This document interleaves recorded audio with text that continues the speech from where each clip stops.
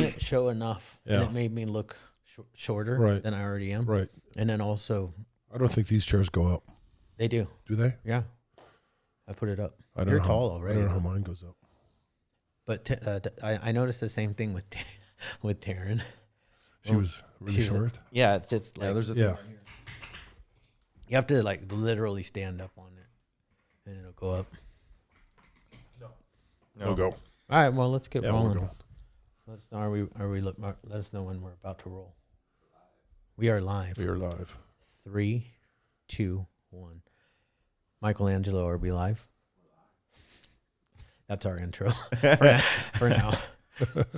How's it going, man? Good, man. Good to be here. Yeah, great. How you doing, Shane? I'm doing great. Yeah. I love this place. Yeah.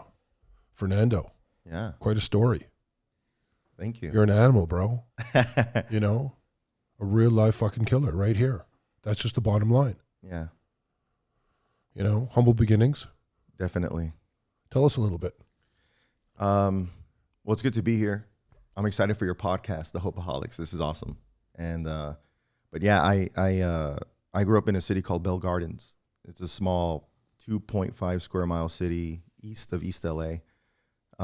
This was in the 90s, so a lot of drugs, a lot of gangs, and all that. And you know, I grew up I was the youngest in a family of 4, 1-bedroom house. Slept on the living room floor, and I remember just as a kid witnessing a lot of violence and you know, drive-by shootings, witnessing drug use. Behind my house was an alley. There's always like the cops are always there. There was always like prostitution, heroin. Gangs would meet there to, you know, squash their beefs. Yeah, as a kid, I remember like drive-by shootings and like hearing bullets hitting the homes next door, and it's like a hammer hitting wood, you know, just pop, pop. And I remember even in elementary school, you know, like in a lot of schools, you have like fire drills, you have, you know, whatever drills there are. We had drive-by drills, and then it was first grade, and I remember being 6 years old, and then the teacher's like, you know, we go out to the playground, and she's like, okay, bang, bang, bang. And you just get down on the ground. And it's like, when do you get up? When an adult says it's safe. Okay, Wow. good job. Like that. Crazy. Because Wow. drive-bys were out of control, you know? Yeah. I didn't have that No. experience. Yeah. Oh, wow. We did stop, drop, and roll. Stop, and, drop. I did that. And, Yeah. and the earththake one where you got under your desk. Yeah, I did that. Earthquake drills, fire drills, stop, drop, roll, and then drive-by drills. Yeah. you Drive-by know? drills. That's amazing. Yeah. Wow. Yeah. What do you do when you find the syringe? Like, leave it alone, call an adult. Like, that's right, you know? Yeah. Stuff like that. And so looking back, I think my childhood was exciting, even though like I got to see a lot. I thought it was very exciting. And at a young age, I remember around that time, right, 6 years old in elementary school. And then Operation Desert Storm took off. And then, you know, as a kid, you play soldier with toy guns and everything running around. And that was all cool. And then I remember one morning getting ready for school, and in like the Spanish channel news, you know, Univision, that's what my mom would just turn on and blast to wake us up. And I'm just like glued to the TV watching like the war. It's like, hey, we're moving into Iraq. Yeah. Our troops are going in there. And then all these like stealth bombers, all these things. I'm like, wow, like this is America's badass, you know? And then that was all cool. But then I saw the guys on the ground, and I remember like these night vision camera images. These guys, these soldiers, they're getting shot at, they're shooting back, and like all the bullets are like glowing green. They're called tracer rounds. Yeah. So everything's black and green, bullets are flying, and these guys are like getting up and bounding, moving up to the enemy, you know, and defeating them. And I'm just like, I want to do that. I want to be that guy. And I was a little kid, 5 or 6 years old.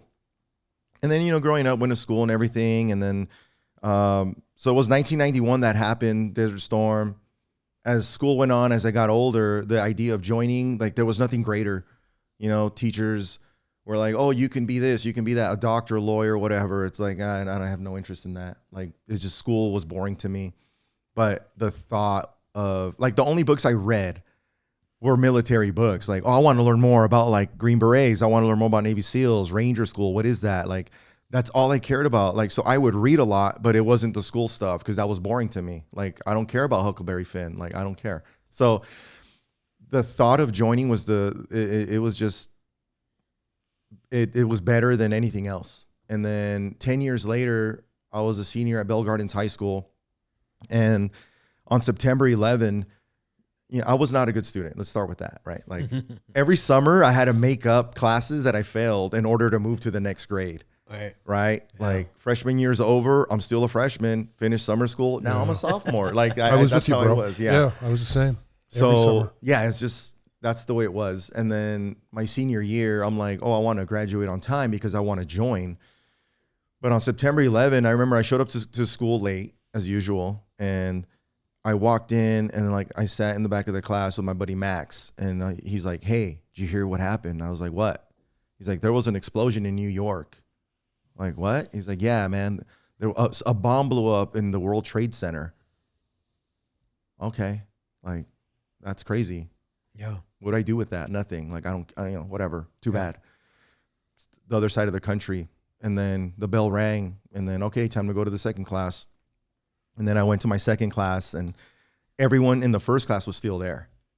And they're just glued to a TV in front of the screen. And some of the students were in tears. I was just like, well, what's going on? I walk in and I look at the TV and I see one of the towers, like smoke coming out. And I'm like, dude, like what's going on? Max said a bomb blew up. Like, is this the bomb or whatever? And, oh, we're getting reports that an airplane crashed into the tower. Like an airplane, like how's a pilot do that? Like, right. And then boom, other airplane enters the screen and you hear, oh my God, like, students are like, oh no. And then the second plane hits. And then that's when I heard like, this is intentional. Yeah. 2 planes back to back. Right. We talked about this just the other day because we were all like talking about it and where we were at the time. Yeah. And when I was watching it live and the second plane hit and I was like, oh man. Yeah. I was a house manager, just started in this industry. Okay. Yeah. I was just brand new in the industry and I had 2 guys in my house detoxing heroin from New York City. Oh. And they were freaking out. Dang. Yeah. Dang, I wonder how that affects recovery. Right. But yeah, it's funny how we all remember where we were. Everywhere. Everybody remembers. Yeah, everybody. If you were alive, you remember. Yeah. Yeah. And if you saw it, like it's just boom, airplane hits, then second airplane hits, and it's like, oh, this is it's crazy. Someone's doing something. Like, who would do this? And then as the day went on, then I heard America's under attack, and then Osama bin Laden, Osama bin Laden, big beard, and he's in a cave and he's like put out a video like saying like, heck yeah, like we kill these infidels, these dirty Americans, and they're all happy about it. So then, that's when it's like, hey, we're going to war. Yeah. And then my friends knew that I wanted to join and they're like, dude, like don't go. You're going to go to war. I'm like, that's exactly why you join. Like, this is it. I'm going to do this. And that month I enlisted and I remember going to the recruiter. I went to the Army recruiter and then he's like, all right, like, what do you want to do in the Army? I was like, I want to be in the airborne infantry. And he just laughed. He started laughing. He's like, oh man, come on. Like, you don't want to do that. I was like, no, yeah, I want to parachute out of planes and like, I want to be the first one there. Jeez. And then he was like, no, you don't. Like, it's not fun. It's not. This isn't civilian skydiving. This is like, you got like 200 pounds of gear locked and loaded. You're gonna be surrounded. That's the whole point of being a paratrooper. You go in and you're surrounded. You gotta, you're straight into the heart of the enemy. And I'm like, oh, that sounds awesome. Like, you gotta fight your way out. You gotta fight your way out. Like, your job is to be surrounded. And I'm 17 years old. I'm like, oh, like, dude, where do I sign? Like, this is cool. He goes, look, dude, I can give you $20,000 if you sign up to be a cook in the Army. Yeah, I read that. Right? A cook. Yeah. And I'm like, but damn, 20 grand? Grew up poor, slept on the floor, didn't have anything. Kind of thought about it. And he was like, have you ever had $20,000? I'm like, oh, no, I have never had that. Slides me a piece of paper. He's like, you sign right there, man. We can get you that. And then I looked and I'm like, slid it back. Nah, I can't do that. I can't do that. Like, I want to jump out of planes and fight. You can keep your 20 grand. I don't care if I get a bonus. Like, I want to be able to look back and live with if I survive, right? To look back and know that I did the very best that I could. He's like, all right. He's like, let me ask you something. Have you ever been on an airplane? Yeah. And I was like, no, never have. And he's like, oh no, like you're going to jump out of a perfectly good plane. He's like, I prefer the plane lands before I get out, you know? And I was like, me too. Yeah, right? So I was like, nah, I'm good. All right. He's like, don't come back to me and tell me that I lied to you and all this, you know, stuff. I don't know what you've heard about recruiters, but they lie their asses off. Yeah. For the first time in history, a recruiter told me the truth. Yeah. He was like hesitant for me to sign, like, all right, dude, but don't come back to me and tell me I lied. I signed 4 years, paratrooper. And then my first time on an airplane was at LAX to fly to Georgia to learn how to shoot, move, communicate, and kill, and how to parachute out of airplanes. With your buddy. That's where you met your buddy, on the plane. Yeah, so I met my buddy before that. In the book, his name's Elijah. He didn't want his real name. He was in special ops later and also a CIA contractor. He probably still is. So I won't say his name, but Elijah. I met him right after September 11 when I signed up. On September 29, we both swore, you know, took the oath to defend this nation. And I met him there, athletic kid, you know, just like a good dude. And then we ended up being what's called battle buddies. Months later, we graduate high school, and then we're both on the same airplane headed to Fort Benning, Georgia. And so a battle buddy in the Army is like, you have bunk beds, and you're put in roster order number based on the order of your alphabet. So his last name started with an A. My last name starts with an A. So I was in the top bunk. He's in the bottom bunk. Wherever I go, he goes. Whatever I fail to do, he fails to do. And it goes both ways. If he's doing push-ups, don't ask questions. You just go and join him, because he messed up and it's my fault. Whether a button was unbuttoned or whatever it is, like attention to detail. You should have let him know. Yeah. You know, it's just like, it's the buddy system. And that's the minimum that we work at in the military. 2 people, and then you move on to bigger teams. Right. But never alone. Like if you got to go to the restroom, he has to go. He'll stand outside. I'll stand outside. Or if we're in the woods, I'll just be close by while he's, you know, squatting by a tree or whatever. Right. Happened a lot. But just, going through this training, I remember it was like this like culture shock. Not only is it like, you know, I grew up in Bell Gardens, 99% brown people. Yeah. Everybody spoke Spanish. Like, you know, it's just, that's the way it was.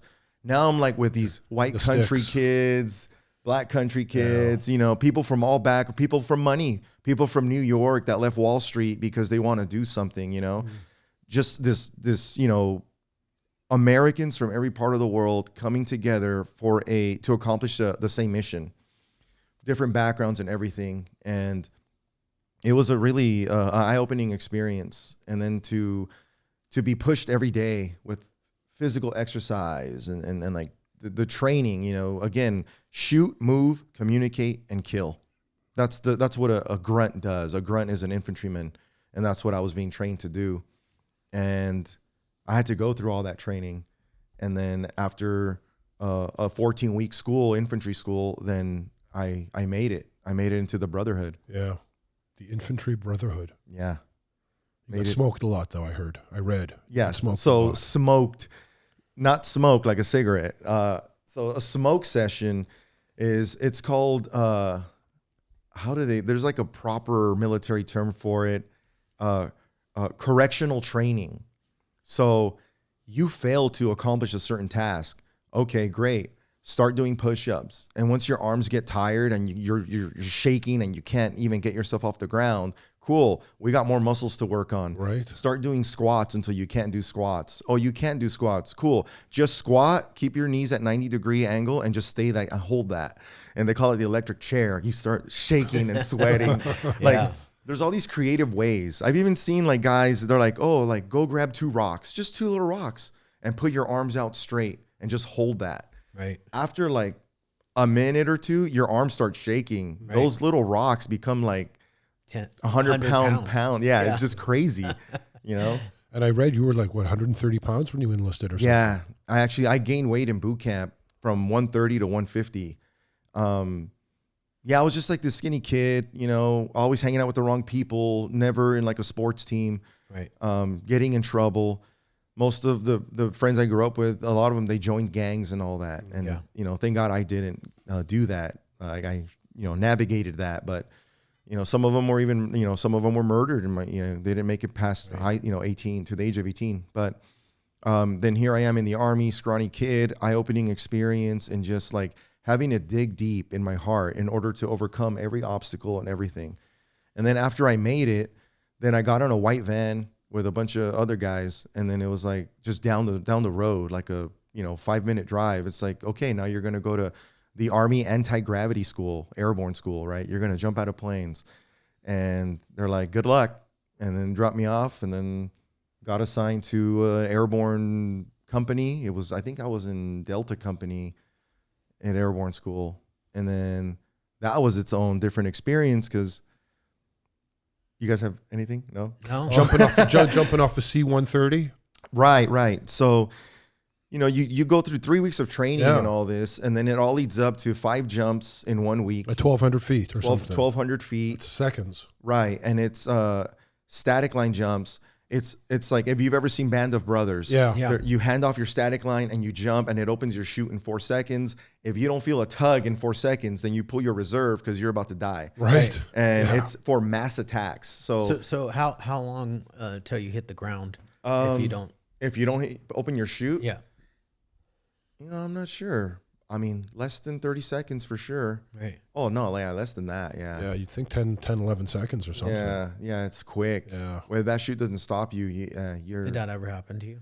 No, I would have not been here. No, and the part. the parachute. Where you had to. No, my parachute always open. I've been tangled up. I almost got tangled up with another person, but I was able to get out of that. I've even walked on parachutes. Wow. Like, we're about to collide, but then the guy goes below me, and I have to like run off his chute and jump off. And it feels like concrete. Like, it's just the air, it's hard, you know? Yeah. And I just like walk off their chute, and then my chute, because you lose air. If I go under somebody, my parachute's taking their air. So then you could just go straight to the ground and die. Yeah. So my parachute started like losing Collapsing. air. And when I jumped off of his, it like reopened. I'm like, oh, thank God. So yeah, that's exactly why. yeah. You don't jump out of planes. Yeah. Yeah, of course. Me too. Yeah. I know a lot of people do it, and they do it in recovery because they're still like, let's go do this adrenaline. Yeah, adrenaline rush. And I'm like, I'm not doing Not for me. Yeah. Honestly, I never liked it. I never did. It was like, oh yeah, this isn't that cool, you know. It's nerve-wracking for me. But as time went on, like I finished airborne school, went to Fort Bragg. You know, that's the home of the Special Operations and Airborne. And was that 82nd Airborne, Division 1, 1st Battalion, 505th Parachute Infantry Division. It was 82nd Airborne, 1st Battalion, 505th Parachute Infantry Regiment. And then also at Fort Bragg is the Army Special Forces, Green Berets. Yeah. That's like all their training there and some of their teams. And then at the very top is the Army Special Missions Unit. Is that the Scouts? No. That's beyond Scouts, beyond Special Forces.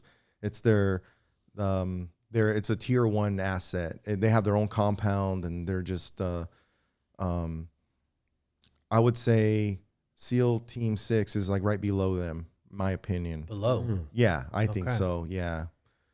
There's guys from Team 6 that have tried out to be in this unit. It's known as Delta Force. And but no one from Delta has gone to the Navy side. So I get there to Fort Bragg, and the only reason I share this stuff is because it's like, man, like I went past training and now I am in an actual unit. I'm a paratrooper.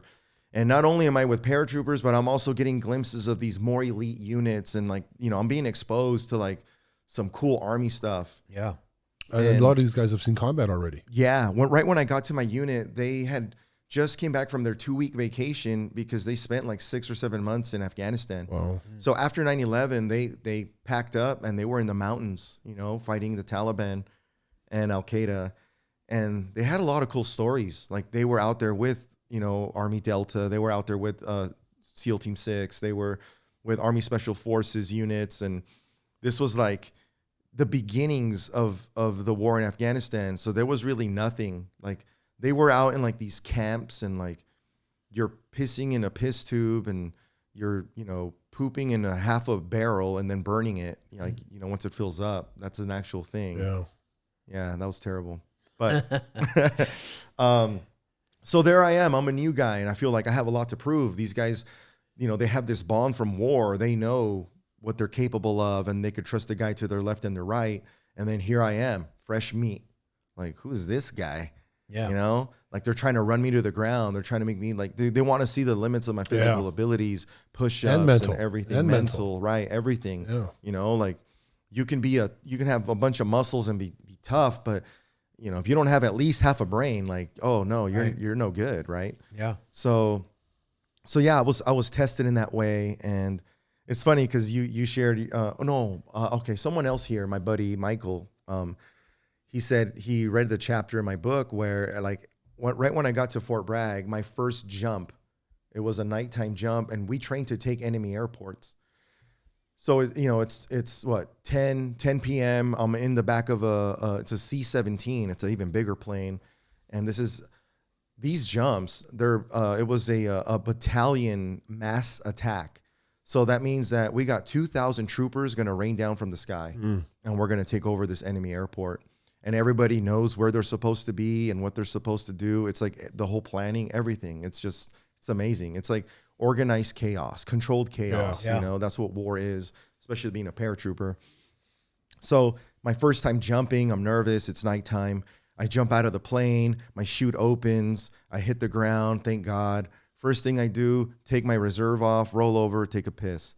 Like, and like just feel the dirt and the grass. Like, thank God. Then I put on my night vision. I lock and load. And then I head over to what's called support by fire position. There's a hill where our platoon is going to lay down fire so that the other platoons can maneuver to each building, from building to building, and kill everyone inside. And we're going to take over this airport, right? This is live fire. This was a blank fire exercise. Okay. Yeah. We do live fires too, depends. But we did blank fire this time. And I remember we jump in and we're, in our positions and we're shooting. And then my team leader, he says, hey, turn on, our weapons. We have all this cool guy stuff. And one of them is an infrared laser. I remember this. So that I could, with night vision, I could see like what I'm shooting at.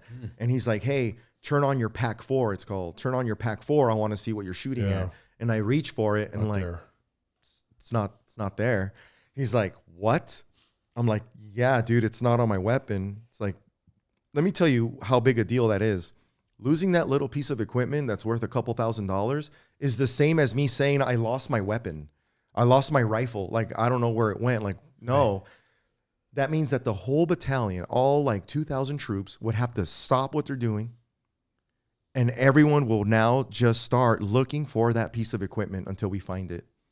Oh, wow. So this is 10 o'clock at night, 11 o'clock at night. Yeah, by now it's like 11 midnight, it's already the next day, and we're, shooting and everything. And it's like, oh crap, like we need to find this before the whole unit just stops. And then I don't know what would have happened to me if we couldn't find it. They probably would have just sent me to be a cook, and I would have ended up a cook anyway, right? Without the $20,000 bonus. Grand, no 20 grand bonus. They would do that. Like, hey, you know what? Here, dude, your job is to just peel potatoes, dude. Like, you're dumb. Yeah. So I'm all nervous. My buddy's like, where did you land? And we go back and we find out where I landed. And it's like, he found it, my team leader. He's like, I got it. I'm like, oh, cool, bro. Like, here. And he's like, no, I'm holding on to this. I'm like, oh, no. So then I get called after everything's over. They call index. Like, that's it. We took over the airport. Good job, guys. Then I get called to talk to the captain, the commanding officer, and the first sergeant. And they're like, I walk up and they both look at me and they're like, oh, you're the idiot that almost lost his Pac 4.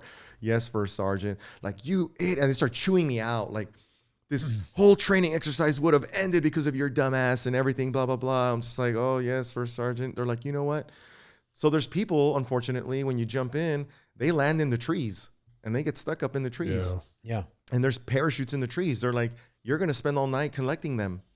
You're going to go out there. You're going to collect them. That's what you're going to do because you messed up. And I'm like, dang, And then as I'm walking with everyone else, I get called by these two lieutenants. They're like, hey, come here. What? They're like, come on, get in the back of the Humvee. And then we end up taking off, and they just take me back to the barracks, and I didn't have to collect parachutes. I'm like, but I was supposed to collect parachutes. They're like, nah, you're good. Don't worry about it. Like, I don't know. I just got lucky. Cool. Right. Yeah. After that, I was told that I got lucky, that I found my thing. It turns out it wasn't my fault because my team leader didn't inspect. We tie things down with 500 mile per hour cord, it's called, or 550 cord. And it was rotten from Afghanistan. It was not renewed. It wasn't changed. The tie down. So it fell off. And so I got a pass on that. Then I was volunteered to try out for a recon team. So before these 2,000 guys parachute, these 25 paratroopers working in teams of 6, as small as 12, as big as 6, they go in ahead, maybe a week ahead, gather all the intel, and are giving the battalion commander live information. We take pictures, draw sketches, all that stuff. Sniper, counter sniper, area, zone, and route reconnaissance missions, all that. So I went for tryouts one morning, and then that was a 2-week tryout. People quit. I vomited a few times. They're just like running us to the ground, swimming, running, push-ups, everything. And I made it. And then I was like so happy to be there. Like I got even cooler equipment and more opportunities, you know. And eventually I would have to go to Army Ranger School. But that's when the invasion of Iraq started at that time. And we were left out. You know, we're like, dude, I thought we would go. I thought we would be like one of the first ones in and all that. Yeah. But another one of the battalions went, or brigade. And we were like, oh, that sucks. How many's in a brigade? A brigade. So a battalion is about 1,200 to 2,000. A brigade is 3 battalions. So it's 6,000 plus troops. Yeah. And a Fulberg colonel is in charge of that.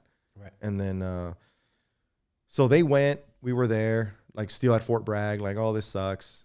And then we got the word like, hey, the invasion is over, but there's like this insurgency happening, and there's this city that's out of control, and we need you guys to go and like squash this, you know? It's like, cool, let's go. So I landed at the Baghdad International Airport in August of 2003. We did some missions out of the Baghdad International Airport to capture some of Saddam's commanders. And we did that. And then we were told that we were going to this city that's out of control, and it's Fallujah, Iraq, which would make the news later. So we went to Fallujah, and after a week of settling in, it was my time to finally go into the city at night and see combat. We were doing a lot of missions to kill or capture high-value targets.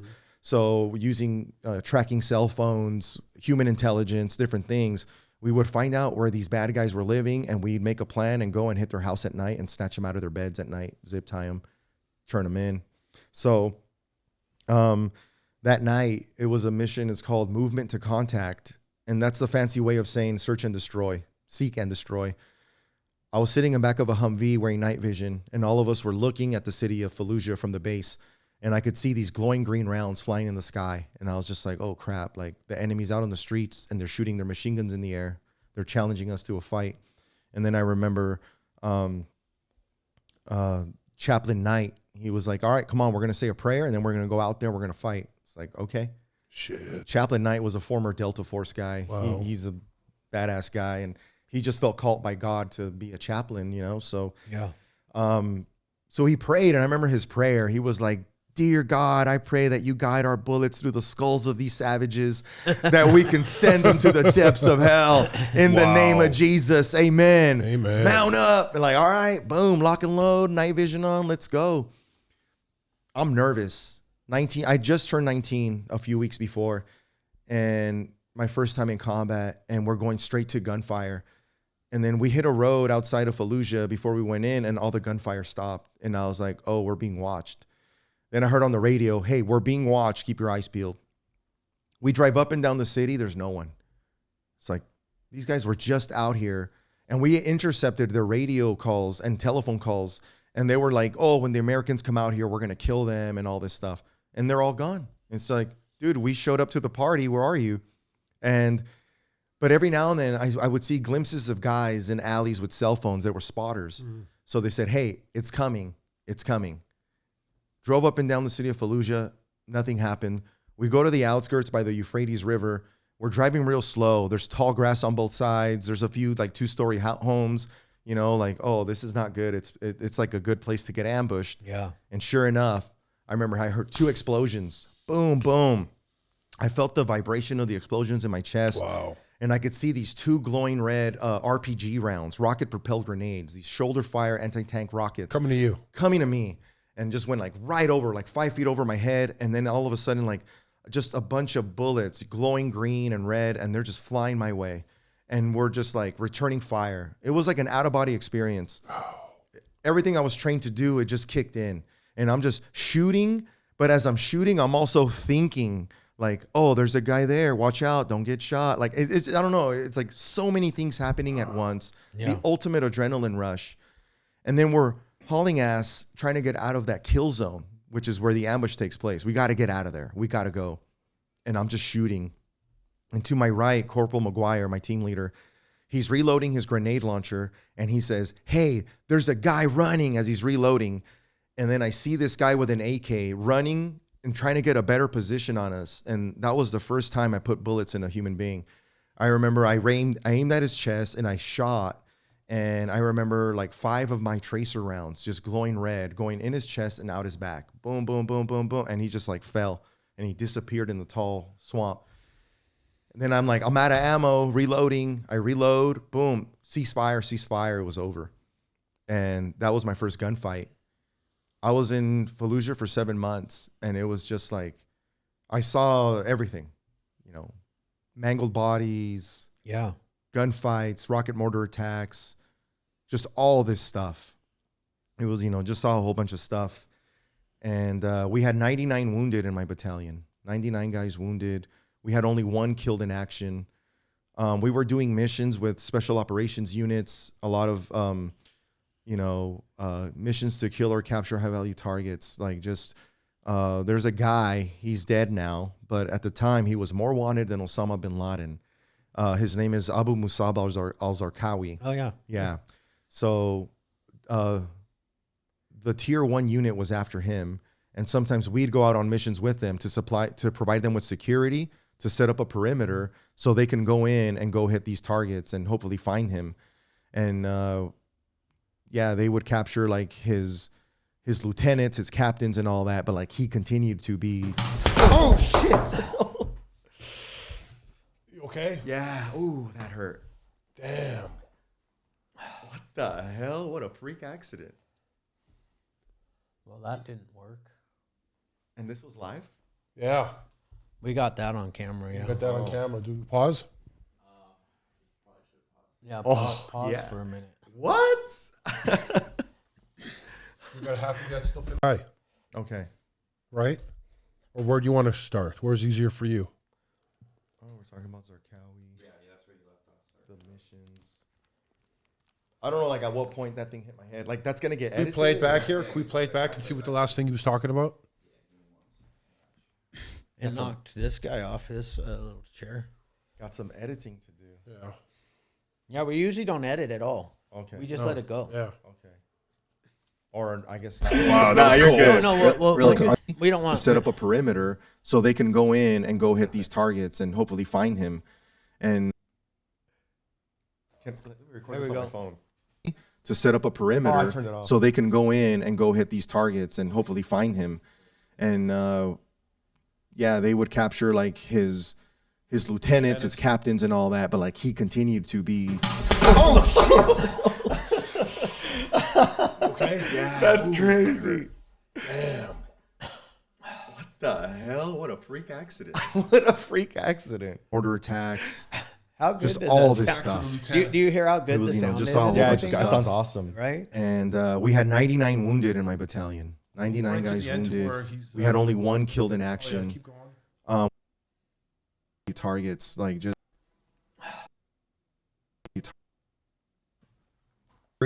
to set up a perimeter so they can go in and go hit these targets and hopefully find him. Pause. And that's good right there to find them. We're talking about what's his name? Zarqawi. Yeah. All right. Zarqawi. When did he get killed though? In 2005, Delta finally got him. They located him, and then they just called in an airstrike on his house. Yeah, 2 500-pound bombs. Yeah. And he was still alive, and they just the story goes, they stood around him as he was saying, like he was trying to breathe, and they just watched him die. Like they just didn't provide any. I'm sure there was some last words that they exchanged to him, like "fuck you." Ready? Well, we had a little accident, but we're back. Yeah. Is he in camera view? I'm just like looking at this one above, make sure that one doesn't come crashing down either. Is that going to hit him if it falls? No, it's comes straight down in his hand. That's the one that would end me. No, I'm just kidding. No, Yeah. Not you, bro. They're not that heavy, but falling from there, it hurts, man. Shit. It was like a little sting. Yeah. It's like, oh, that was funny. Yeah, that's going in the blooper reel. Yeah. We'll put it in the blooper reel. Yeah. Sounds good. Like we screw up all the time, you know. Yeah. So yeah. Continue on, sir. Continue on. I was like really intense into this stuff. So this is the quietest Shane and I have ever been in a fucking podcast. We're usually like interrupting people and like, hey, how's it going? How's it going? But you know what we should do just real quick before he moves on, because Shane has his book up right here, and let's throw his book up on the screen, because Shane's been reading the crap out of your book. And that's what I see him. I'll look over at him every once in a while out of my eyes, and he's like reading something that he wants to. There it is, The Shadow of Death. The Shadow of Death, from my battles in Fallujah to the battle for my soul. It's awesome. Fernando Arroyo. You guys can check it out on Amazon. Paperback. Shane got the audiobook. Yeah, I got the audiobook too. Just to hear someone else tell my story. Yeah. It's like I do. That's all I do now. Like I don't listen to music anymore in my car. I listen to audiobooks. Yeah. I've listened to this I think it's playing. Oh yeah, it's playing. Shane's got it playing on. He's got his audiobook playing. So this little guy right here comes from the very first audiobook that I read. It's called From Good to Great. And then after that I went on to read a bunch of other books, but I read Jocko's book. I've read David Goggins' book. David Goggins' books, he doesn't really, the one that I read, he doesn't really talk about war, but Jocko's book has a lot of the same stuff in it that you were just talking about. Yeah. I feel like he was even, there was the same, the grass area where they were attacked as well. Yeah. So maybe he was on the same day. On the same day. I think he was in Ramadi. But like the Euphrates and the Tigris run north to south through Iraq. So he was, Ramadi's up north. I don't know which one of them, the Tigris or Euphrates, runs through Ramadi. Yeah, I don't know. But I mean, it is like around, right? You know, it's tall grass. That's just the way it is. Yeah. With these rivers. I don't know what we're rolling. Yeah, we're still rolling. Yeah, yeah. So continue on. You're in the battle. You right. So we were doing these missions with the Army Special Missions Unit. Zarqawi was the most wanted man in the world, and he continued to elude the unit and elude us. Like we would capture his captains, lieutenants, and different people. So when I wasn't doing those types of missions, then we were out doing a lot of counter IED missions. Roadside bombs became a thing, and a lot of convoys were getting hit. And like these supply convoys were like 100 vehicles long, driving, you know, from big base to little base. And then the enemy knew, like, they're what's called soft targets. They're supply people, you know, they're going from place to place. They would shoot back and stuff, but they're, you know, it's like shooting fish in a barrel. Like it's just 100 vehicles, just you can't miss, you know? Right. So it happened that one day that we didn't have food and water.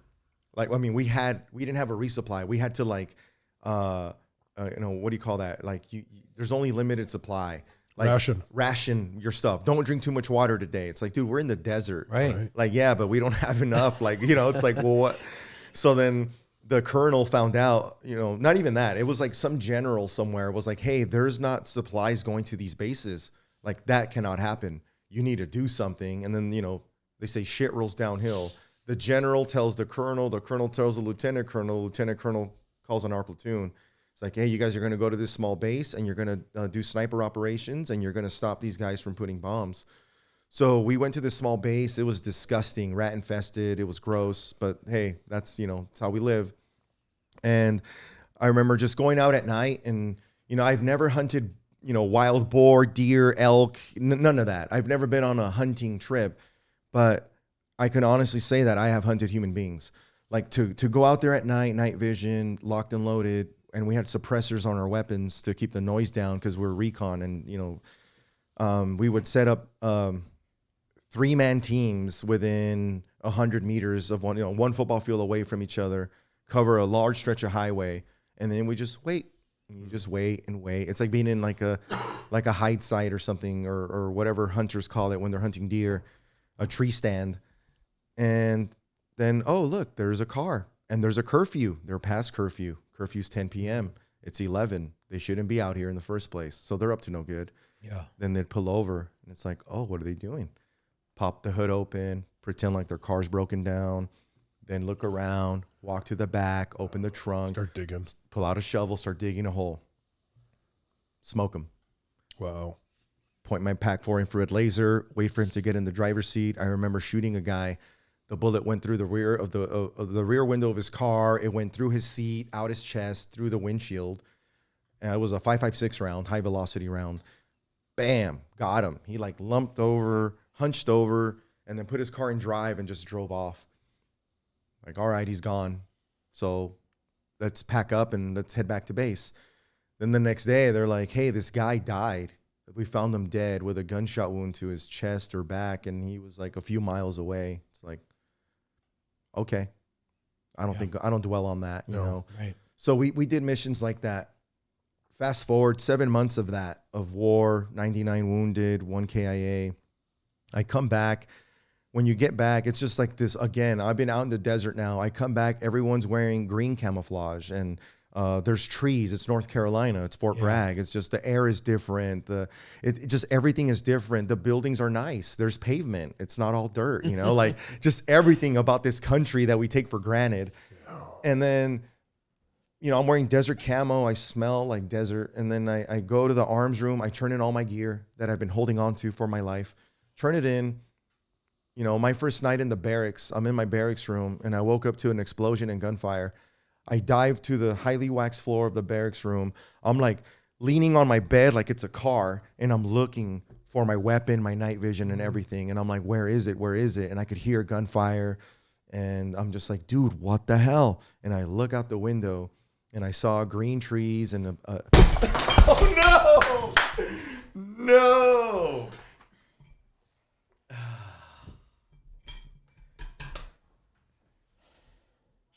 Schedule? No. Take that one off. Shane, jump up there and just pull that down.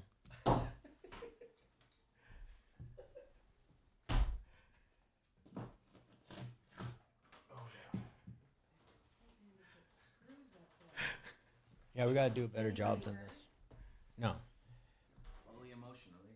What time will you have the room open? What? What time will the room Well, Bailey's gonna be in here at noon, so. What time do you want it done? We'll leave it down for now.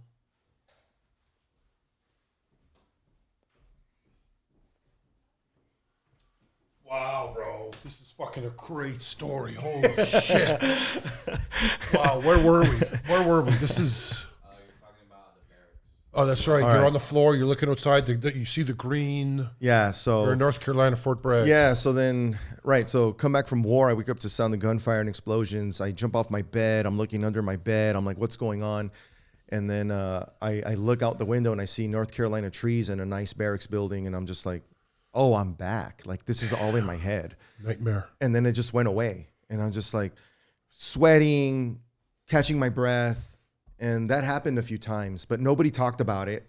Later, I found out from my friends, like they were going through the same stuff, but it was just seen as weakness. You don't talk about that. Like, no, we're good.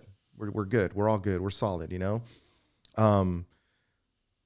So that stuff happens. I get back home. I get 2 weeks vacation, 2 weeks of leave, right? Spent 7 months in Iraq. You get 2 weeks off, good deal. And then I get back home and I remember like I'm in the living room watching TV with my parents and my brother. And then it's garbage day. And behind my alley where I grew up, behind my house where I grew up was an alley. And there's a dumpster there.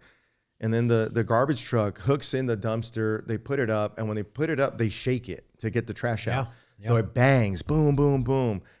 I yelled, incoming, get the fuck down. And I dove to the living room floor.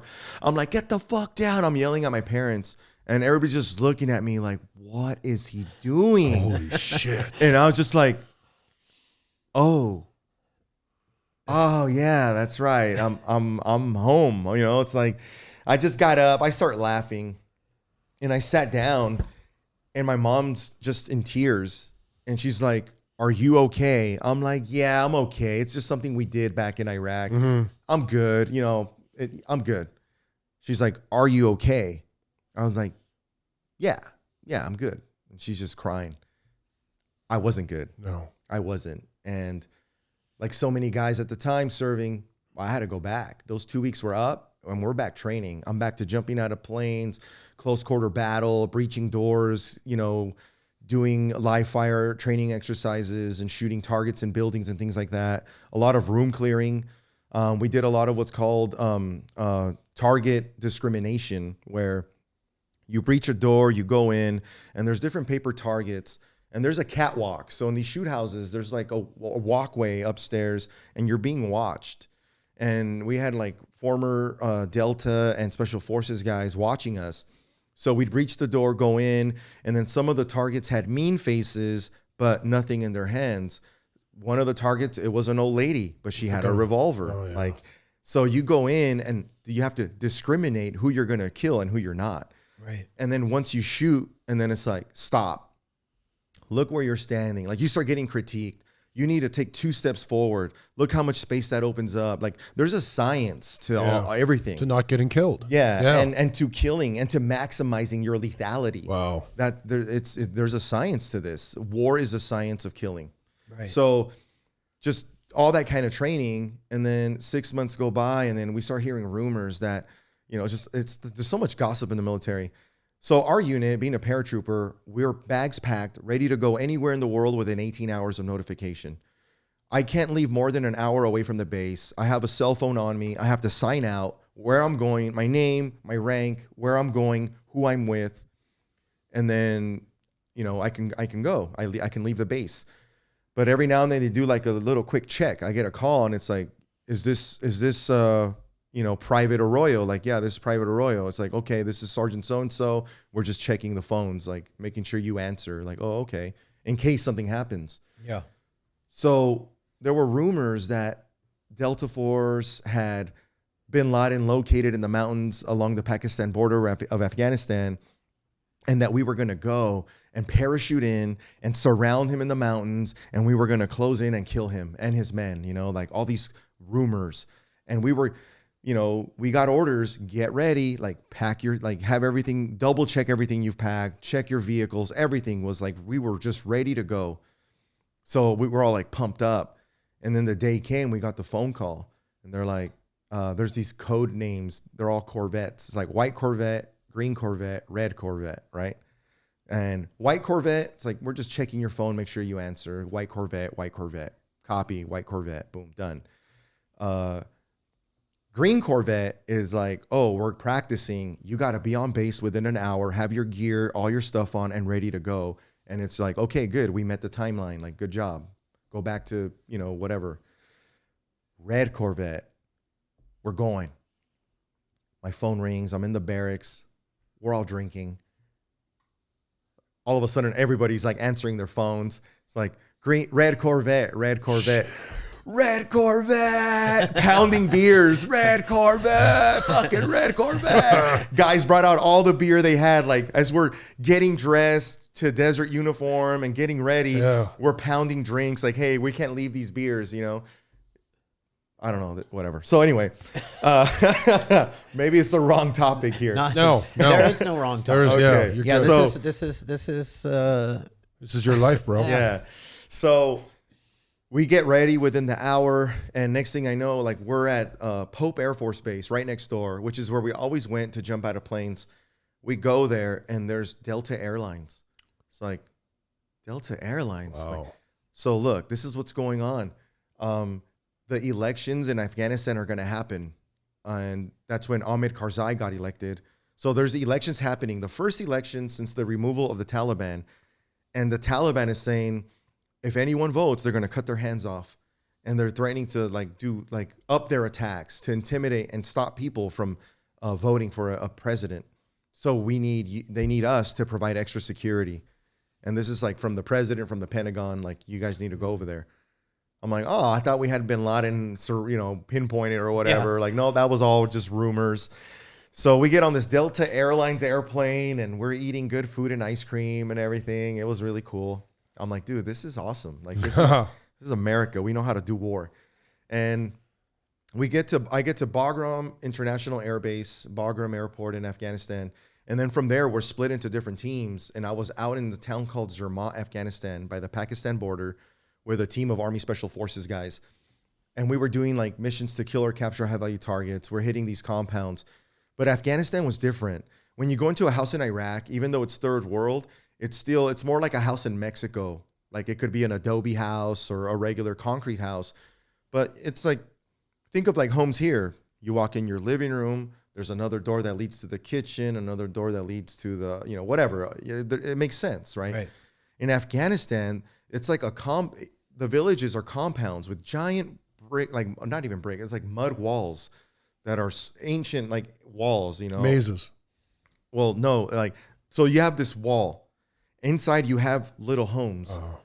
But like, you'll kick in a door, go into the living room, and then there's no door. It's like, what the hell? So my first hit, right? Go hit a compound in Afghanistan, clear the courtyard. I'm the number one man going into this first house. The breacher kicks the door. I go in, clear my corners like a good, like I'm supposed to do. And I'm like, all right, like, there's nothing. There's like a giant Persian rug. There's a fireplace. There's nothing else. And I'm like, there's no door. Like, I know from the outside, there's multiple rooms to this home. And then I look at the bottom left corner of the room, there's a tunnel. There's a little crawl hole. And I look and I'm like, oh crap. Like, it's like a 10-foot tunnel that leads to the kitchen. Like, these people crawl back and forth from their living room to the kitchen. It's like they're crawling through a tunnel.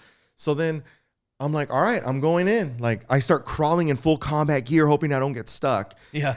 Just to make it to the next room. And then I hear footsteps. And I'm like, oh crap. Like, I'm in a tunnel in full combat gear. I can't run back. Like, I'm stuck. I either crawl forward or crawl back. This is not good.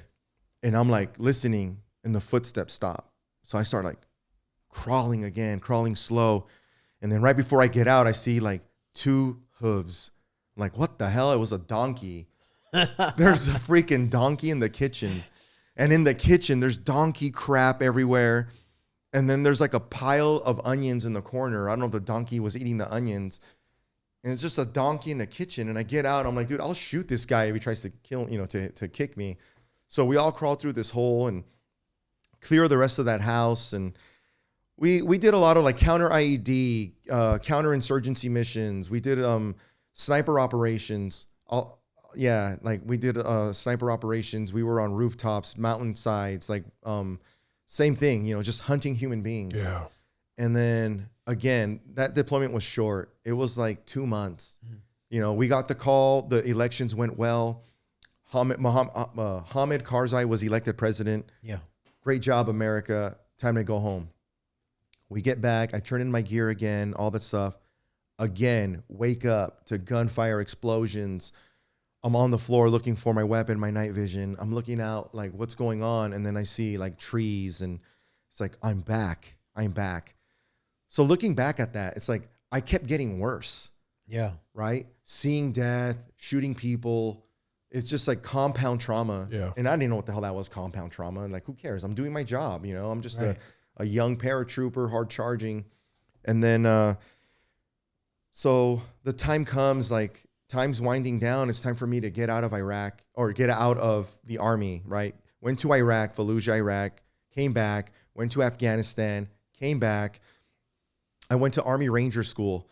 I went through Army Pre-Ranger training. That's a 3-week course. It's like a competition. There's 200 dudes show up. There's only slots for 50. You got to run, swim, pull, push. Like only may the best man win. Right. And I made it. And then I went to this camp out in like the middle of nowhere at Fort Bragg, North Carolina. And it was just 3 weeks of, out of the 50 guys that went, only 15 of us made it. And then after that, then I went to Army Ranger School. And then Army Ranger School has like a 60% dropout rate. You're given 1 meal a day. You have to, you're taught how to, from receiving the mission to executing the mission, ambush, raid, recon, jumping out of planes, helicopters, all that stuff. There's 3 phases. The Darby phase, you're out in the woods. Then there's the mountain phase in Dahlonega, Georgia, and you're learning mountain rappelling, mountain climbing, and full combat gear.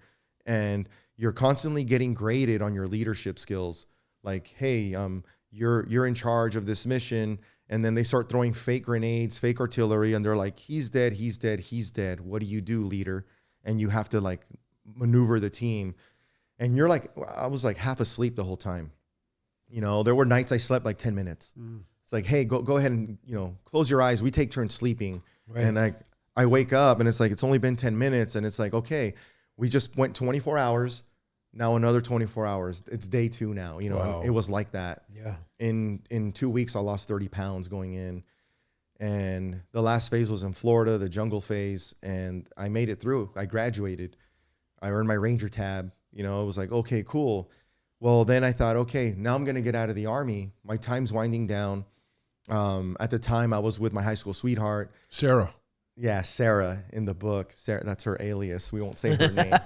We will not say that girl's name. So she, you know, we were together and we had plans of like being together when I got out and everything. And then I thought, cool, like I've been to war. I went to Ranger School. You know, I've done enough. I'm tired of war. It's draining. And I was like, yeah, I'm going to get out. I signed up for my 4 years and I'm completing my 4. I kept my word. It's time for me to get out. And then the Army's like, gives me a letter, attention to orders, like, you are stop loss. You are not getting out. We are going to Iraq. We cannot afford to lose manpower. So anyone who's getting out after June of 2006, I was getting out in August. Anyone getting out after June of 2006, you are not getting out. You're going to stay. Crap.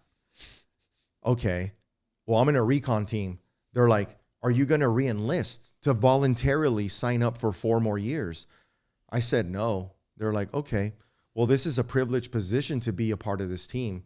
So if you're not going to stay in, then you're going back to Bravo Company where I started. So they kicked me out. Then I called my girlfriend and I said, hey, check this out. I'm not getting out in 3 months. She's like, what? I'm like, yeah, I got stop loss. I'm going to Iraq for a year or more. Yeah. She's like, I can't do a 3rd deployment. And she broke up with me.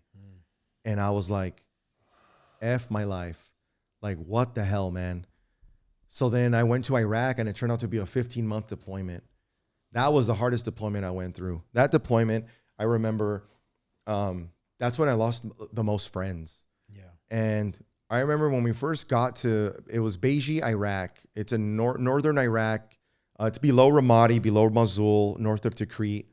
That city was out of control. The insurgency was running wild. And we were relieving the 101st Airborne Division. And I remember like landing at Forward Operating Base Summerall. Excuse me. And landing at Forward Operating Base Summerall. And they had these like concrete pillars. Not pillars. They're like, whatever. Just these concrete pillars, we'll call them. With the names of the fallen written on them. And there were like 4 of these pillars. And they lost over 15 guys, maybe 20 guys. And it was like, okay, like people are dying out here. Yeah. It just got realer. Yeah. If that's possible. Yeah. If that's, this is my 3rd time in combat. Wow. 3rd time in combat. Yeah. And like helicopter lands, I get out and that's the first thing I see. It's like, welcome Columns, to Iraq. Columns of the dead. Yeah. It's just like KIA this date, KIA this date, KIA this date. And it's like some of them as early as like the week before. You know, like this guy just died a week before I just landed on this helicopter and I'm going to be here for 15 months. Damn. And it's just like, okay, like this is going to be a tough one. And it was. Yeah. We started losing guys. Most of them, IEDs, roadside bombs. Yeah. But then, and the roadside bombs kept getting better because over the years of war, their tactics got better. They developed bombs that can shoot what's called a force penetrator. And it's like a piece of copper that when the bomb explodes, it heats up the copper and shoots it out to where it comes like this molten hot copper bullet that can go through a tank. Wow. And then it goes through the tank and like the sonic boom of the round explodes the brains of everyone in it. Oh, Like it's just like these sick ass bombs that they came up with. And so then I remember that deployment, there was a lot of chaos, a lot of destruction. Car bombs were a thing. That was like, they were, you know, perfecting their craft on, you know, America. We have airplanes that can drop 2,000 pound bombs from up, you know, thousands of feet up. yeah.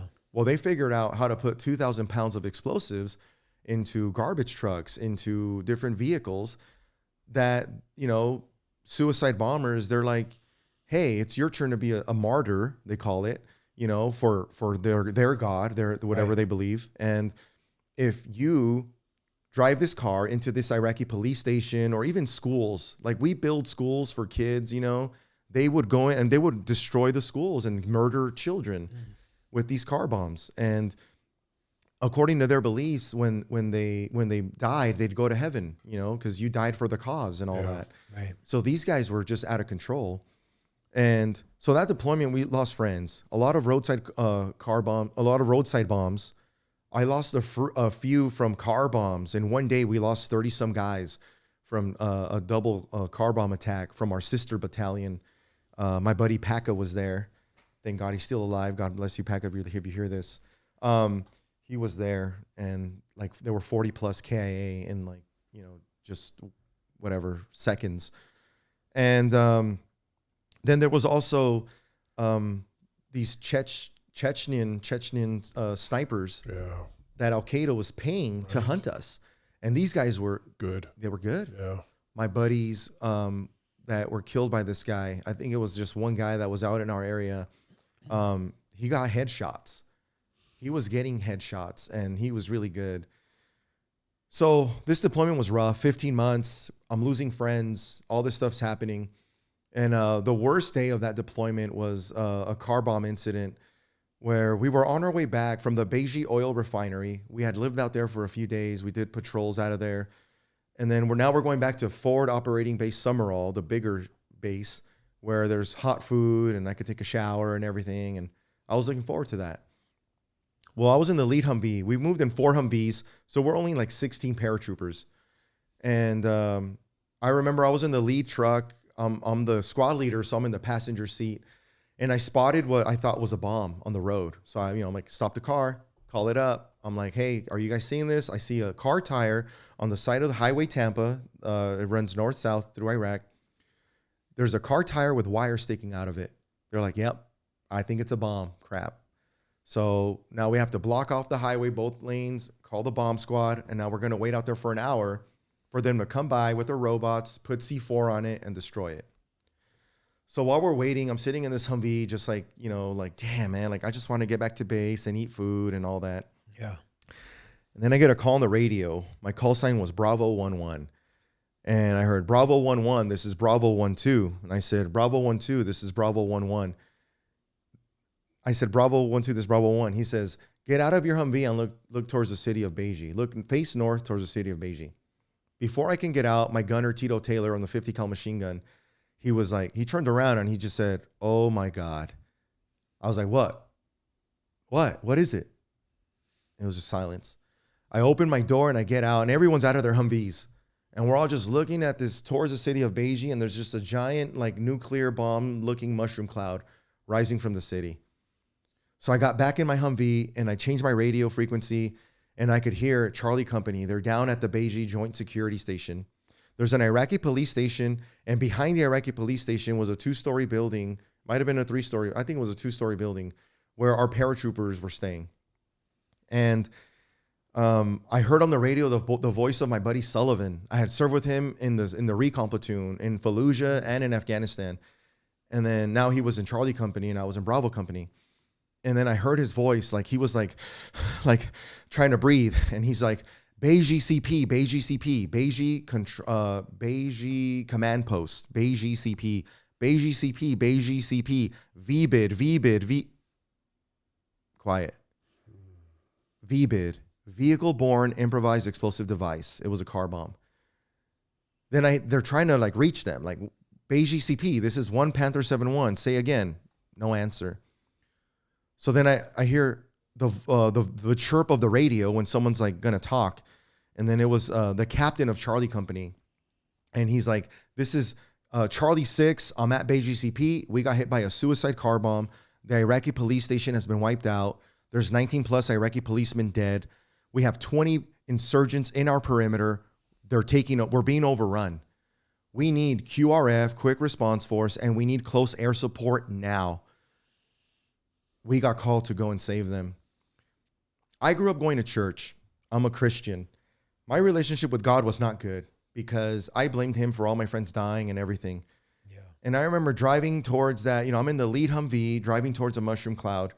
And then I remember one of my soldiers, Marty Lee Holland, he said a prayer out loud. He had gone to like a Bible college, and he said a prayer and he said, "Lord Jesus, please protect us and protect the men of Charlie Company in your holy name. Amen." And then I thought, man, I haven't really prayed to God. And I think this could be my last day on earth. Like there's a car bomb happening. The base is being taken over. There's 20 or more bad guys. The odds are against us. I mean, it's going to be a battle. We have an entire city against us. Yeah.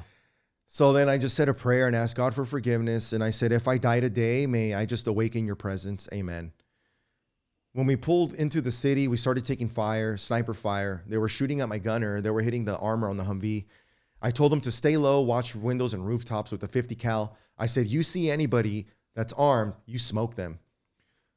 In front of the Iraqi police station on the road was a crater the size of a Volkswagen Beetle. And like, to give you an image, I know we have some pictures here, but it looks like a nuclear bomb exploded. It just looks like everything's burned. There's bodies and body parts. It's just like cars are charred, like a crater like that. Like that. Yeah, just like a huge crater. And I mean, just a giant crater. These bombs, I'm telling you, 2,000 pounds of explosives. Imagine a warhead from an airplane being dropped. Yeah. So we pull up in front of where the Iraqi police station used to be, next to the crater. And I'm just looking at this crater. Just like, whoa, giant crater. There's cars that are like flipped over. There was this small pickup truck wrapped around a telephone pole. Like it flew 20 feet up in the air and wrapped around the telephone pole. Then I walked to the rubble where the Iraqi police station once stood, and it's just rubble. And then there's just bodies and body parts. There was a guy with no face. I could see his brains. There's just like all these images that my brain suppressed for years. And they're just all dead. No one was alive. Then from behind a concrete barrier, I hear footsteps, and I look, and it's my buddy Sullivan. And he's got a bloody nose, and he's got one pupil bigger than the other, full combat gear, locked and loaded. And he's like walking towards me. So I start walking towards him. I'm like, Sully, are you okay? And he just looks at me and he says, I just killed 20 fucking insurgents and I'm going to go play with their bodies later. Wow. And I was like, all right, we're good to go. Whoa. And I said, dude, like, what's going on? He's like, look, keep your Humvees where they are in front. We got images from like this blimp with a camera miles away. They're coming. We're surrounded. They're coming in teams of 10, 5 to 10, and from all around us. We're going to be here a while. Tell your guys to conserve ammo because the quick response force, the enemy, the road that connects our base to the main base was booby-trapped with like 20 bombs. So it's going to take them an hour to get to us. So we're on our own. Oh, and close air support. There's no air assets available for like 45 minutes. They're either helping other troops somewhere or they're refueling and rearming because they've been running missions. So, hey, it's first come, first serve. Get in line. We got 45 minutes at least. Conserve ammo. Good luck. And he walked away. My buddies and I, we looked for any living Iraqis. They're all dead. We went back to the aid station. Like, do you guys need help? There's guys with like holes in their bodies and tubes being put in their throats. Like, they're fighting for their life. They're trying to keep some of these Iraqi soldiers alive. They're all messed up. They're like, no, we're good. We have it under control. So then we start walking back to our Humvees to get ready for this wave of enemy that's coming. And it came. From the 3rd story floor of a building, we start taking fire, and it was just like, boom, boom, start engaging. We start shooting back. Shooting, I'm telling my guys, I'm like, hey, put a M203 grenade round in that window, just boom. And we're just shooting back. And then we have guys on the rooftop from Charlie Company with Mark 19 grenade launchers. They're full auto belt fed Mark 19 grenade launchers, just blasting into windows, 50 cals blasting into windows. Then they use the garbage truck as cover, driving real slow with like 10 guys behind it to like move up close to like get in our base to shoot. But from the rooftop, the 50 cal and Mark 19 like wiped out that garbage truck and killed everyone, all the dudes around it. It was just like wave after wave, And I remember just being surrounded and then thinking, this might be it. Like, this is my last day on earth. Like, I'm just gonna do what I can, do the best I can, and just I said my prayer. There you go. And I remember my buddy Kadena, he was using the M14 rifle with a scope, sniping people. Like, we're like behind armored Humvees, taking shots and shooting back. And I said, hey, you have a grenade launcher. We're taking fire from that 3rd story window. Put a 203 round in that window. And like the grenade launcher, it looks like a football. It's like slow motion. It shoots. And I watched it fly slow, go in the window, and just boom. It's like, yeah. We're like, and I'll tell you this. We're cheering. Yeah. We were cheering. We fired 2 AT-4 rockets into the same floor. And you just hear like everybody on the rooftop and on the ground. It was like, yeah, That's nice. It's like the movie 300, and we're just like, oh, it's just like everybody's like getting pumped up, And then I remember finally close air support showed up, and this Kiowa helicopter did a gun run, shot this building, put rockets in it. I'm watching sparks and concrete fly, and we're just like, yeah. And we're like, yeah, like the pilots, they have no doors on those helicopters. Yeah. And the pilots are like giving us the peace sign or like thumbs up, like, yeah, we're here, It's like, they're our heroes. And so that battle lasted an hour. And then once it was over, like, it's just like quiet. Yeah. And it's like the whole city's like, a city of over 100,000 people, just like crickets. It was just crickets. I saw the movie Black Hawk Down. And yeah. It affected me for a year or two. I'm from Canada, it was a very violent movie, intense. And you just gave me a flashback to that. Yeah. Can't imagine. Yeah. It's just chaos. It's quiet. And then after 15 months of war, 3 times in combat, lost friends, everything. We talked about compound trauma. I get back home, except this time I'm given a piece of paper, given orders that I have 10 days to turn in my gear and get out of the Army. So I had 10 days to do that. I return home. I'm a college student at Cerritos Community College. And like, it's like this like soundtrack in my mind of machine guns and bombs exploding. Everywhere I'm walking, I'm just hearing this. Whenever I'm walking, I'm looking around. I remember seeing these Muslim girls on campus, and I just like, my heart started racing. Like, they have, the hijab that they wear. Their heads are covered. And I'm like, why is the enemy here? Like, that was my thought. Right. And as time went on, I started having nightmares. I started getting flashbacks. I had like panic attacks. I smell something or hear a sound, like a song that reminded me of like a friend that died or something. And I'd break down in tears, and like, I'm driving and I'm crying, and I had to pull over because I don't want to crash. And I'm just like hyperventilating, like, dude, like, get your shit together. Like, stop. Why are you crying? I reached a point where like I was going to church, but I felt like I couldn't share what I had gone through or what I was going through because, I hurt people. And I felt guilty about it. Right. I felt bad about it. And then I lost friends and things. And I just felt like, man, like, why did they die? It should have been me. They were good dudes, better than me. Some of them were married. Like, you know, take me instead, man. This guy should be with his wife and kids, like raising his children. Like, why did I get to live? Right? Survivor's guilt. So yeah, I'm going to church, but I'm not, I'm showing up with a hangover in the back and just kind of just taking in the word. I felt like I was in debt to God because I'm still alive, but I was also like angry at God that I was alive. I don't know. It's just, that's where I was in my life. And then I reached a point where I decided like, okay, you know what? If I kill myself, this will all end. Just feeling sad, the nightmares, the wishing I was dead, like I can fix that myself. And I've lived a good life. You know, I've jumped out of planes, went to war, went to Ranger school, went to college, got a bachelor's degree from UC Irvine. Like I've accomplished some things. Like, so one night I drank alcohol and I was in my studio apartment and the lights were off, the blinds are closed. I'm just sitting there, tears just rolling down my cheeks. And I'm just like, all right, like this is it, you know, it's time to check out. And I had my 45, my pistol. And then I remember I double checked, it was loaded. I had hollow point rounds. And then I remember like putting the gun, I had one beer in my left hand, I had the gun on my right hand. I remember putting the gun on my eye and like the barrel's as big as my eye. And then I was just like, I just pounded the beer, dropped it. And then I just like with both hands, put the gun in my mouth and I had my thumb on the trigger and I took the safety off and I'm crying. I'm in tears just rolling down my cheeks to my chin. And then I remember in my mind with a gun in my mouth as I was crying, I just said, God, if you're there, save me. And it was just quiet. And I was like, yeah, God doesn't care. It's time for me to die. I deserve it.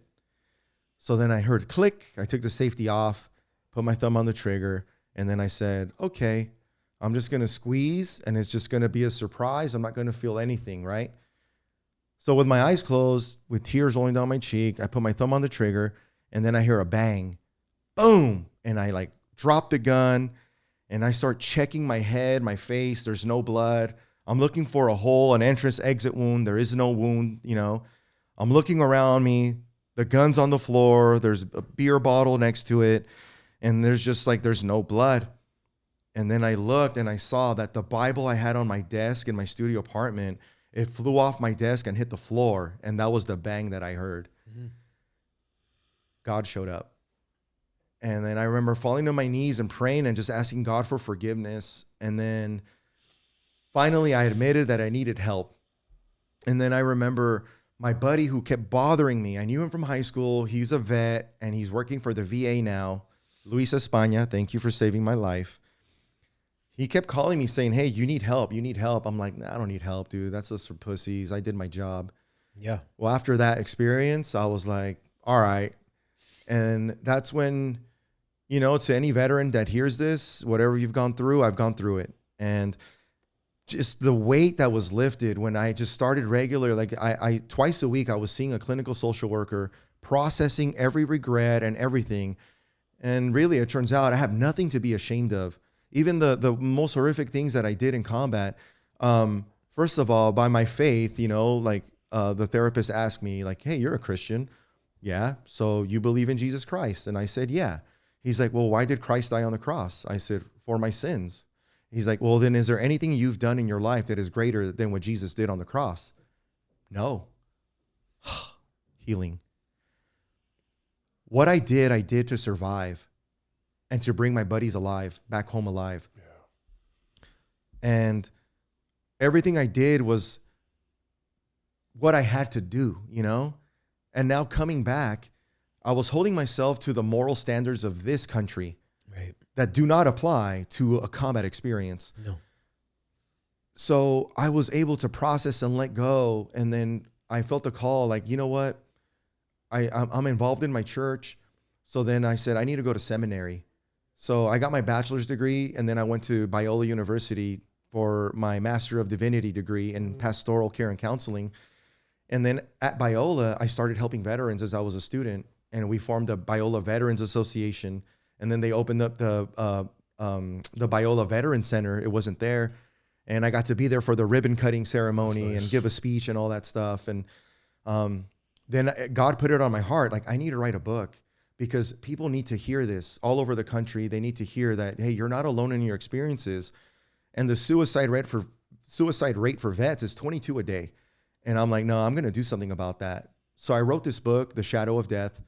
And writing the book was hard. I knew I had to do it, but to relive all these events. I mean, I remember, like, as I was like typing up this book, just crying and like having to step away from my computer and just like go take a walk. And I thought, why am I writing this? I'm a nobody. I'm not a celebrity. Who cares what I did? You know, like, it doesn't make any sense. And then one night as I was typing, I stopped and I walked away. And I lay down on my couch and I looked up, laying down on my couch, looking up at the ceiling. I asked God, I said, God, do you want me to write this? And there was no like thunder or anything or, you know, some miracle thing. It was just this moment of clarity.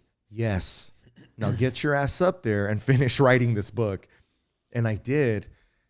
And once I wrote it and I had this manuscript, then like all the right people came into my life. Like, oh, I'd like to read your manuscript. Oh, this is good. Hey, let me connect you with this publisher. And I got a book deal with Fidelis Publishing with Oliver North and General Boykin. And then, yeah, I've been speaking at places, doing these, you know, podcast interviews and things, TV interviews. And then I didn't realize you guys were there when I spoke at Care Possible's event. Yeah. That's where we heard about Yeah. it. Yeah. And then you know, like the book stuff is great. And I also work for a nonprofit called Step Forward Academy, which I have to go to an event in a little bit, but just helping people. And then I thought, you know what, I think I could fit one more job into my schedule. Yeah, just one more. I was like, hey, my buddy Jesus. Yeah, we searched you. We hunted you down, man. After we heard you talk, we bumped into Jesus at the gym. He was doing martial arts. Yeah. And we said, hey, we need this guy. Oh. Yeah, that same night, Luke spoke. We met Luke as well. Yeah. And he was on the podcast day one. Yeah. He does a lot of stuff for us now. Yeah. He's part of our Hopeaholics street team. Okay. Because the street team, we're going to be out hitting the streets. Yeah. You know, helping homeless veterans. Yeah. I mean, we already do all of this stuff. Yeah. You know, Thanksgiving, Christmas, we fed all the veterans down in Los Angeles. But we're going to continue. We're going to do it on a much grander scale. And it's kind of funny that you said all this stuff because, like, you know, God put this podcast on my heart. My daughter lost her boyfriend to a fentanyl overdose on 9/11. Oh, wow. This 2022. And that was kind of the beginning of me wanting to bring awareness to fentanyl. And then we've been working with veterans. So the two things that I am passionate about is bringing awareness to the fentanyl crisis and getting veterans the help that they deserve. Yeah. Because, you know, as you know, one of our sponsors, so the Hopeaholics is completely separate, but one of our sponsors is the Infinity Group, which has a couple of programs that are community care providers for the VA. Which is funny because we did a topic about it, but we're starting to have better experiences again with the VA, which is great. Yeah. Because you know it's like so many veterans have